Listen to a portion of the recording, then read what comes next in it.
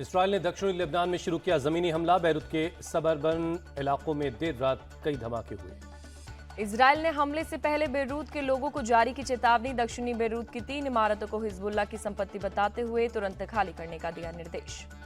Israeli सेना ने social media पर जारी किया निर्देश। अपने और अपने परिवार की सुरक्षा के लिए इमारतों से कम 500 मीटर दूर चले जाएं सभी नागरिक। इजरायली सेना ने बेरूत एयरपोर्ट के पास हिजबुल्लाह के ठिकाने पर किया हमला। मिसाइल लॉन्चर स्टोरेज को किया तबाह। इसराइली सेना ने हमले का वीडियो जारी किया। हिजबुल्लाह के दर्जनों ठिकानों, हथियारों के गोदाम और मिसाइल लॉन्चर्स को तबाह करने का दावा। इजरायली सेना ने दक्षिणी लेबनान के कस्बों पर हमले किए तेज। रिहायशी इलाकों को किया गया टारगेट। इसराइली धमाकों में कई मकानों को पहुंचा नुकसान। हजारों लोग इलाकों को छोड़कर भागने के लिए मजबूर। इजरायली पीएम बेंजामिन नेतन्याहू ने ईरानी जनता को दिया वीडियो संदेश। मध्य पूर्व में ऐसी कोई जगह नहीं जहां इजराइल नहीं पहुंच सकता। नेतन्याहू ने अपने संदेश में कहा, इसराइल ईरानी जनता के साथ है। जल्द ही वो अपनी सरकार के दमन से आजाद हो जाएंगे। इजरायली पीएम बेंजामिन नेतन्याहू ने कैबिनेट से कहा, इजराइल जानलेवा दौर से गुजर रहा है। कई चुनौतियां हैं सामने। जम्मू कश्मीर में आज तीसरे और आखिरी चरण का चुनाव। 7 जिलों की 40 सीट पर 415 उम्मीदवार मैदान में हैं। कश्मीर डिवीजन के कुपवाड़ा, बारामूला और बांदीपुरा जिले में वोटिंग। 16 विधानसभा सीट के लिए हो रहा है मतदान। जम्मू के उधमपुर, कठुआ और सांबा जिले में चुनाव। 24 विधानसभा सीटों के लिए होगा मतदान। अंतिम चरण में 39 लाख मतदाता कर रहे हैं वोटिंग। 5060 मतदान केंद्रों में शाम 6 बजे तक डाले जाएंगे वोट। जम्मू कश्मीर के उधमपुर में विधानसभा चुनाव के तीसरे चरण के लिए सुरक्षा बढ़ाई गई। बीती रात गाड़ियों की चेकिंग करती नजर आई पुलिस। हरियाणा में चुनाव से पहले रोहतक की सुनारिया जेल से बाहर आएगा डेरा सच्चा सौदा के प्रमुख गुरमीत राम रहीम। 20 दिन की पैरोल हुई मंजूर। चुनाव आयोग ने हरियाणा नहीं जाने और चुनाव प्रचार में हिस्सा नहीं लेने की शर्त पर पैरोल दी। यूपी के बागपत आश्रम में रहेगा राम रहीम। पीएम मोदी आज फरीदाबाद में भरेंगे चुनावी हुंकार। शाम 4 बजे पलवल के गदपुरी ग्राउंड में जन आशीर्वाद रैली को करेंगे संबोधित। हरियाणा के कैथल से बीजेपी उम्मीदवार लीलाराम के बिगड़े बोल। कहा, औकात में रहकर चुनाव लड़ेगा तो हम प्यार से चुनाव लड़ेंगे। अगर कोई गुंडागर्दी दिखाना चाहेगा तो हमसे बड़ा गुंडा कोई नहीं। लीलाराम ने सीएम नायब सिंह सैनी की मौजूदगी में कांग्रेस सांसद रणदीप सुरजेवाला को दी चेतावनी। कहा, किसी गलतफहमी में है तो दूर कर लें। हम ईंट का जवाब पत्थर से देना जानते हैं। करनाल में विधानसभा चुनाव पर हरियाणा के सीएम नायब सिंह सैनी ने कहा, प्रदेश में ये तय कर लिया है कि बीजेपी की सरकार बड़े बहुमत के साथ तीसरी बार आ रही है। सीएम नायब सिंह सैनी ने कांग्रेस पर निशाना साधते हुए कहा, हरियाणा में कांग्रेस का वही हाल होगा जो मध्य प्रदेश और छत्तीसगढ़ में हुआ था। झज्जर पहुंची भाजपा सांसद बांसुरी स्वराज ने कहा, बहुत जोश का माहौल है। हरियाणा ने ठाना है तीसरी बार कमल खिलाना है। बांसुरी स्वराज ने निशाना साधते हुए कहा, राहुल गांधी का भाषा पर कोई संयम नहीं है। सत्ता के लालच में झूठ का सहारा लेना राहुल गांधी की पुरानी आदत। हरियाणा विधानसभा चुनाव के लिए राहुल गांधी की विजय संकल्प यात्रा का आज दूसरा दिन है। बहादुरगढ़, सोनीपत और जिंद में जनसभाओं को संबोधित करेंगे। राहुल गांधी की विजय संकल्प यात्रा सुबह 11 बजे बहादुरगढ़ के पकौरा चौक से होगी शुरू। 3 अक्टूबर तक कई रैली और नुक्कड़ सभाएं भी करेंगे।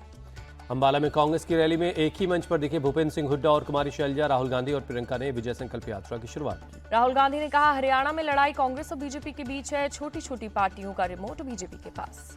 राहुल गांधी ने किसानों का मुद्दा उठाया। कहा, देश के कुछ अमीर किसानों का हक छीन रहे हैं। अग्निवीर योजना पर भी बोले राहुल गांधी। कहा, अग्निवीर योजना जवानों की पेंशन छीनने का तरीका। राहुल गांधी बोले, गरीबों की जेब से पैसा निकाल रहा है अडानी। अंबानी की जेब में धड़ाधड़ पैसे डाले जा रहे हैं। प्रियंका गांधी का दावा, हरियाणा से बीजेपी जा रही है और कांग्रेस आ रही है। कुरुक्षेत्र में बीजेपी पर जमकर बरसी कुमारी शैलजा। कहा, 10 साल में सिर्फ लोगों को सपने ही दिखाए गए। सिरसा में बोले कांग्रेस नेता दीपेंद्र हुड्डा, हरियाणा में कांग्रेस की पूर्ण बहुमत की सरकार बनेगी। भिवानी में कांग्रेस सांसद राज बब्बर का दावा, जनता इस बात से खुश है कि कांग्रेस की सरकार बन रही है। हरियाणा कांग्रेस ने 10 नेताओं को पार्टी से निकाला। पार्टी विरोधी गतिविधि पर हुआ एक्शन। दिल्ली की सीएम आतिशी पर आज पानीपत के ग्रामीण विधानसभा में रोड शो है। आम आदमी पार्टी के उम्मीदवार सुखबीर मलिक के लिए वोट की अपील करेंगे। हरियाणा के चरखी दादरी में दिल्ली सीएम आतिशी ने किया रोड शो। आम आदमी पार्टी को वोट देने की अपील की। भिवानी में चुनाव प्रचार में उतरे आप सांसद राघव चड्ढा। कहा, आपके बिना हरियाणा में सरकार नहीं बनेगी। चरखी दादरी में रक्षा मंत्री राजनाथ सिंह ने किया प्रचार। कहा, हरियाणा में आम आदमी पार्टी का कोई जनाधार नहीं बन सकता। कांग्रेस राज में खर्ची और पर्ची के बिना नौकरी नहीं मिलती थी। बीजेपी ने इस व्यवस्था को खत्म किया। राजनाथ सिंह का बयान। राजनाथ सिंह बोले, 10 साल में मोदी सरकार पर भ्रष्टाचार के एक भी दाग नहीं लगे। कांग्रेस सरकार में मंत्री तक को जेल जाना पड़ा था।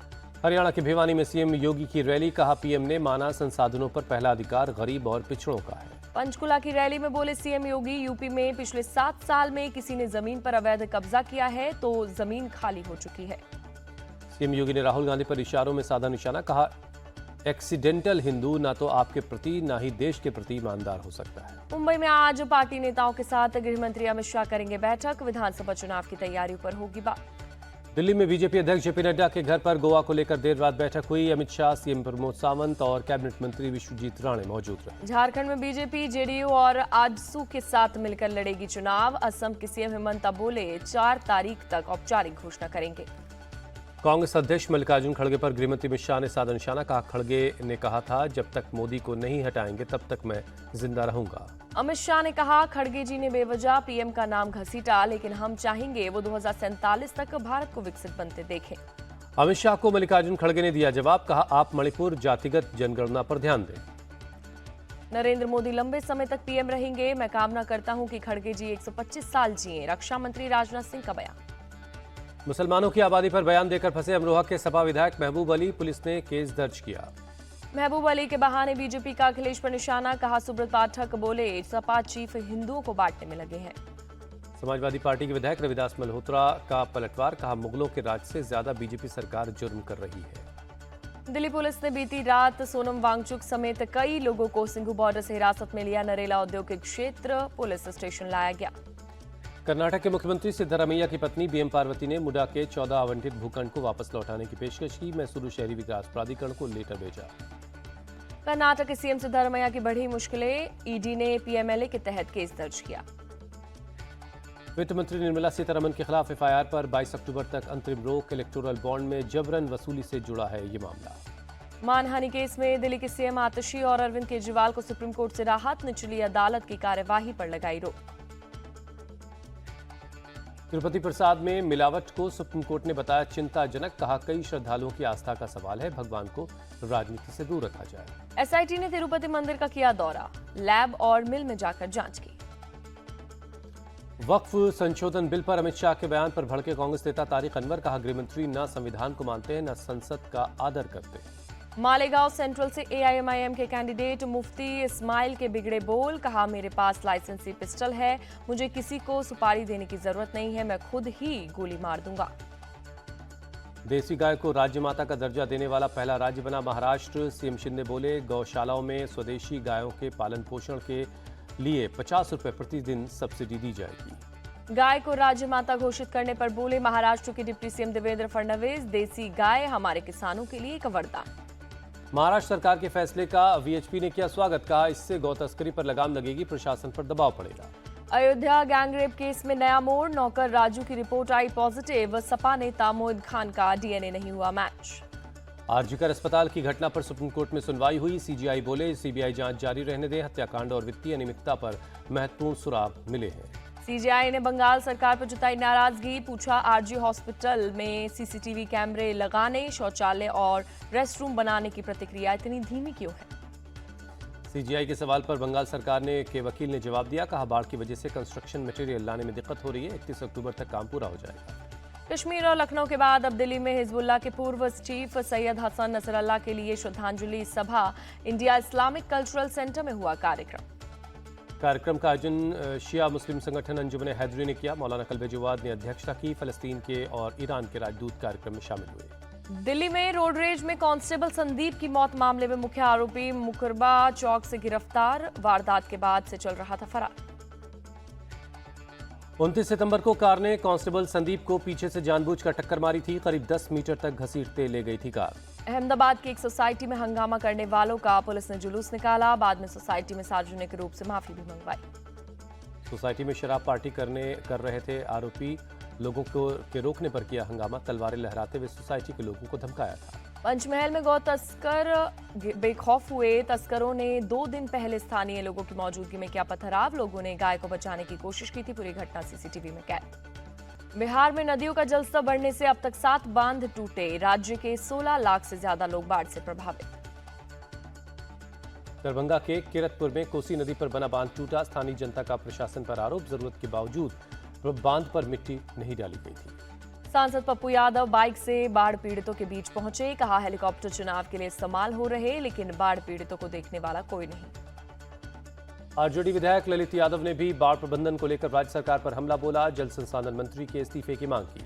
बिहार में बाढ़ पर केंद्र और राज्य सरकार की नजर। केंद्रीय मंत्री नित्यानंद राय बोले, सभी आवश्यक कदम उठाए जाएंगे। बिहार के सीतामढ़ी में बागमती नदी हुई बेकाबू। तेज बहाव की वजह से नदी के किनारे हुआ कटाव। कई पेड़ पानी में समा गए। 8 अक्टूबर को 70वें नेशनल फिल्म अवार्ड सेरेमनी में मिलेगा पुरस्कार। मंत्री अश्विनी वैष्णव बोले, मिथुन दा की सिनेमाई यात्रा से पीढ़ियों को प्रेरित किया। दादा साहब फाल्के पुरस्कार मिलने पर बोले मिथुन चक्रवर्ती, मैंने इसकी कल्पना नहीं की थी। ये अवार्ड अपने परिवार और प्रशंसकों को समर्पित करता हूँ। पीएम मोदी ने मिथुन चक्रवर्ती को दी बधाई। कहा, भारतीय सिनेमा में उनका अद्वितीय योगदान। शत्रुघ्न सिन्हा बोले, मिथुन चक्रवर्ती को दादा साहब फाल्के अवार्ड मिलना मेरे लिए खुशी की बात है। दिल्ली में इफ्को श्रीलाल शुक्ल साहित्य सम्मान समारोह का आयोजन। मशहूर साहित्यकार चंद्र किशोर जायसवाल को मिला सम्मान। रेणु यादव को मिला युवा साहित्य अवार्ड। कानपुर टेस्ट मैच का आज आखिरी दिन है। टीम इंडिया की कोशिश बांग्लादेश को दूसरी पारी को जल्द से जल्द समेटने की होगी, ताकि मैच जीतने के लिए कम से कम रनों का टारगेट चेज करना पड़े।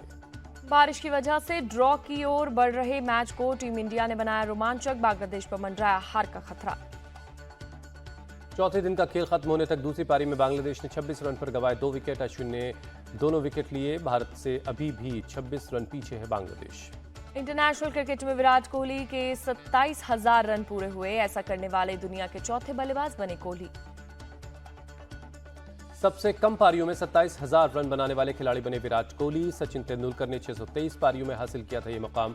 कोहली ने 594 पारियों में हासिल किया ये रिकॉर्ड। रविंद्र जडेजा ने टेस्ट क्रिकेट में पूरे किए 300 विकेट। कानपुर में रविंद्र जडेजा ने खालिद अहमद को बनाया अपना 300वां शिकार। बीसीसीआई सचिव जय शाह ने दी बधाई।